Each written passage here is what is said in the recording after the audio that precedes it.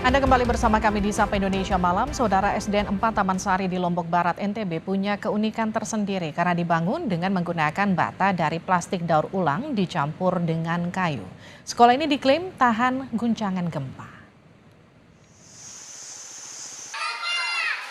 Sekolah Dasar Negeri 4 Taman Sari, Kecamatan Gunung Sari, Lombok Barat, NTB berbeda dengan bangunan sekolah pada umumnya.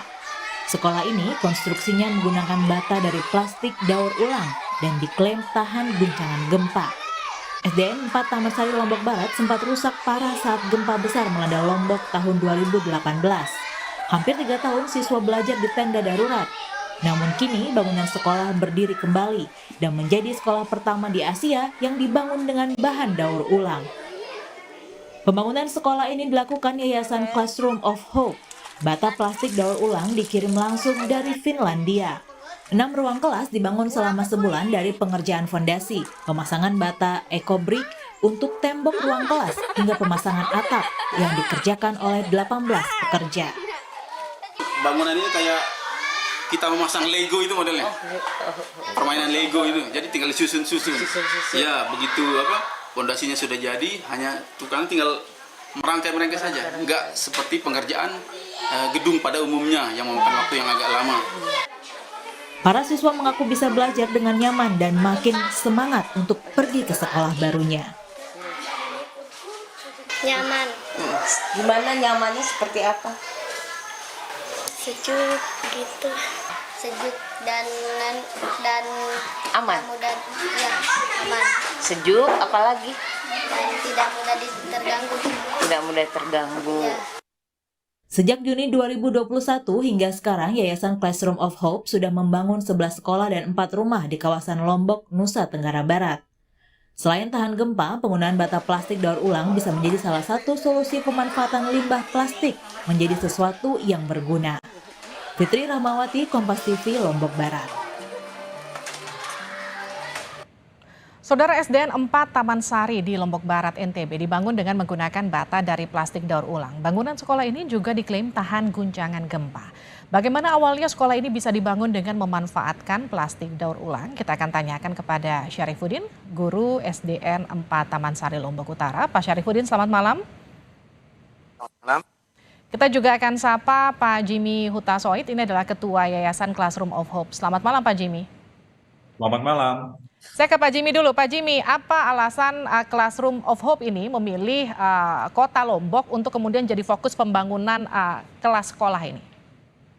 Terima kasih, selamat malam Kompas TV. Terima kasih untuk kesempatannya untuk berbagi perjalanan kami di Lombok. Jadi tadi benar, kenapa Lombok? Jadi mulainya dari keresahannya kita. Keresahan terhadap gempa 2018 yang terjadi di sekitar bulan Agustus ya, di 2018.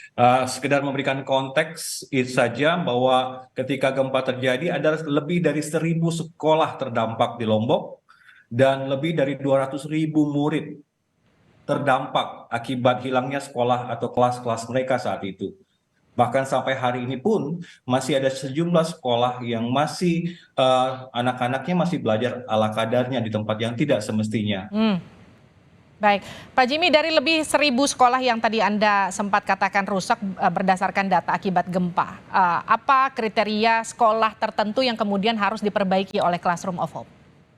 Yang paling urgent tentunya rasio dari kelas dan murid, di mana hampir sebagian besar sekolah-sekolah di Lombok, khususnya Lombok Utara, titik gempa tersebut terjadi itu hampir sekolah itu semuanya terdampak oleh gempa. Jadi kriterianya harus terdampak gempa.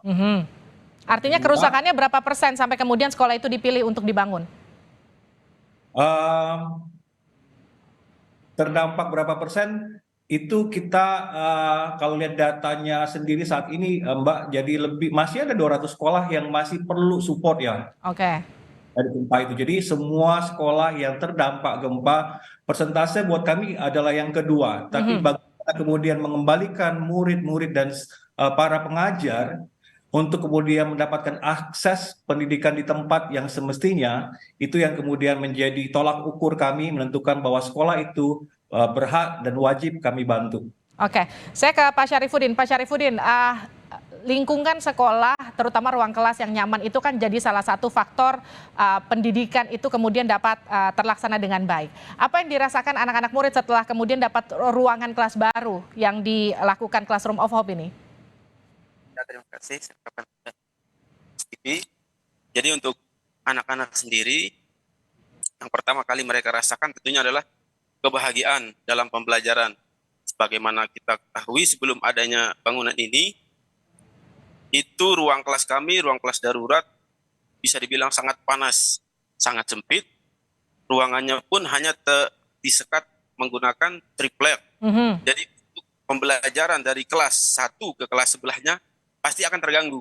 Karena suara masuk ke dalam sana, kemudian tidak bisa optimal, dan tentu pendidikan yang nyaman tidak akan bisa kita capai dengan kondisi seperti itu.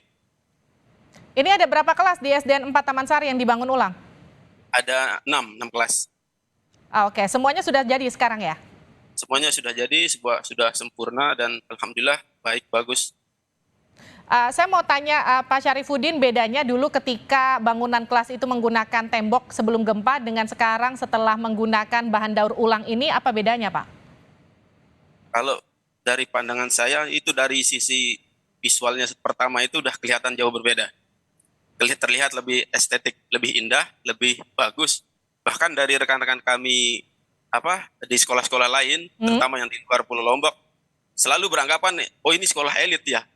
Selalu dibilang begitu. Padahal itu sekolah kampung, sekolah di pedalaman di atas gunung.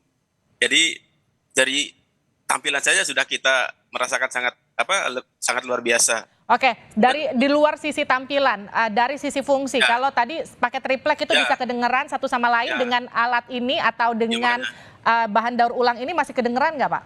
Ya, ini kan dia model bahannya itu menyerap suara, jadi sangat baik untuk meredam suara dari kelas sebelah ke kelas yang lain. Untuk fungsinya sendiri memang ini kan ditujukan untuk anti gempa, jadi memang sangat nyaman sekali. Memang setelah gempa itu di Lombok kan ada gempa susulan-susulan berikutnya.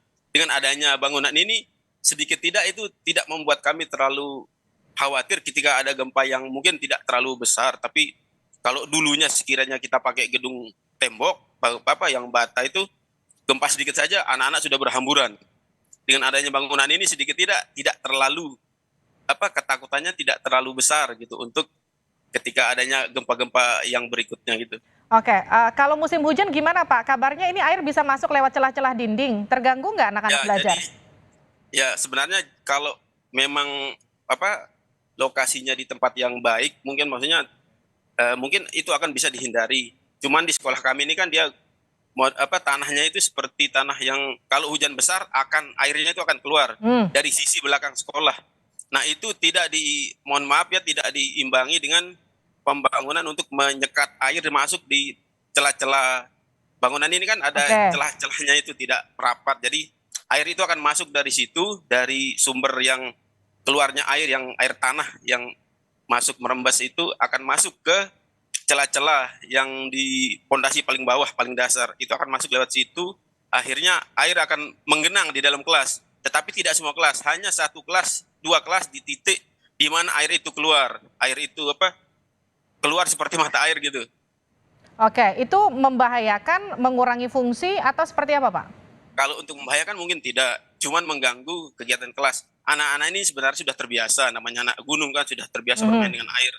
Kelas tergenang air pun pembelajaran tetap jalan, tetap santai. Cuman kalau dirasa mungkin sedikit kurangnya agak mengganggu sedikit bagi kami. Kalau bagi anak-anak justru dianggap sebagai wahana permainan. Oke, saya ke Pak Jimmy. Pak Jimmy, ini kan bahannya dari Finlandia, didatangkan langsung, betul ya Pak Jimmy ya? Betul, untuk sekolah-sekolah yang awal yang kita bangun termasuk SD Negeri 4 Taman Sari. Cuman sekedar menambahkan sedikit, untuk yang SD Negeri 4 Taman Sari itu akibat gempa itu seluruh ruang kelas yang kami bangun itu sebenarnya tidak hancur waktu itu. Jadi anak-anak waktu itu belajarnya meminjam ruang masjid ya. Jadi itulah yang kemudian tadi menyebutkan kriteria. Itulah yang juga salah satu kriteria utama bagaimana mengembalikan anak-anak ke tempat yang layak. Ada berapa PR-nya lagi Pak Jimmy yang akan dibangun di Lombok? Kami punya program untuk 5 tahun untuk membangun 200 sekolah di Lombok. Hanya Tapi, di Lombok saja Pak Jimmy atau ada daerah lain yang jadi sasaran Classroom of Hope di Indonesia? Justru kenapa kita juga mulai dari Lombok itu juga tidak lepas dari dukungan Pemprov setempat ya. Dari NTB yang luar biasa, Pak Gubernur dan Wakil Gubernur yang kemudian memberikan kesempatan buat kita untuk kemudian berkontribusi untuk menyumbangkan solusi atas permasalahan yang ada di NTB. Demikian juga dengan Zero Waste programnya yang sangat tepat, sehingga kita kemudian bisa mengelola sampah di sana, kemudian kita untuk jadikan bahan baku untuk pembuatan bloknya kita. Tadi sempat dibilang ini dari Finlandia, tidak lagi untuk tahun ini karena Tuhan kasih kesempatan buat kita untuk nggak bersihkan sampah plastik dari negara orang, tapi dari negara kita sendiri. Jadi blok-blok yang untuk kelima sekolah yang tadi disebutkan dari 11 sekolah itu dihasilkan bloknya di Indonesia, Mbak. Oke, Pak Jimmy, ketika bangunan sekolah ini diklaim tahan gempa dari hasil kemudian sudah dibangun dan diuji coba sampai menahan berapa kekuatan magnitudo gempa, bangunan tersebut tidak akan hancur? Kalau sampai tahan berapa gempa itu mungkin akan butuh penelitian lebih lanjut ya. Tapi kalau kemudian apa yang membuat itu menjadi lebih resisten terhadap gempa, karena dari massa, kalau boleh saya kasih lihat ini yang paling kecil itu 0,5 kilo. Dan kecepatan dari getaran gempa. So karena dia itu sifatnya lebih ringan, dia memiliki sifat elastisitas yang kemudian ketika getaran itu terjadi, dia lebih adaptif terhadap getaran.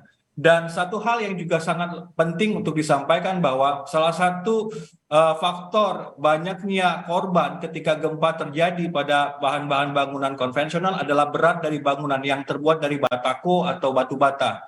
Jadi massa atau beban dari bangunan sekolah yang kami buat dengan blok tersebut yang sangat ringan itu kemudian mengurangi fatality rate-nya, tingkat kematian lebih ringan.